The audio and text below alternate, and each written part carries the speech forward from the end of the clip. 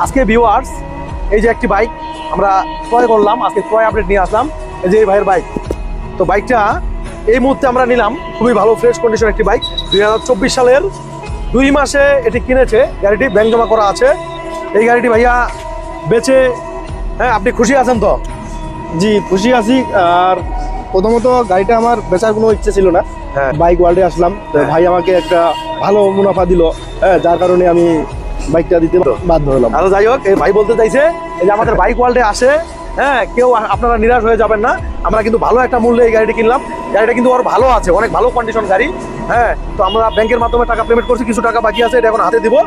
সব টাকা বুঝাই পাইছেন তো? জি ভাইয়া ভাই, বাইক বিক্রি করতে গেলে আমাদের শোরুমে অন্য কেউ কি আসতে পারবে? অবশ্যই আসতে পারে। তো ঠিক আছে, দর্শকের উদ্দেশ্যে আমরা বলছি আপনারা সবাই আমাদের বাইক ওয়ার্ল্ডে চলে আসবেন। বাইক ওয়ার্ল্ড আমরা কিন্তু ক্যাশ টাকায় আপনাদের বাইকটি ন্যায্য মূল্যে, বাজার মূল্যে কিনে নিব।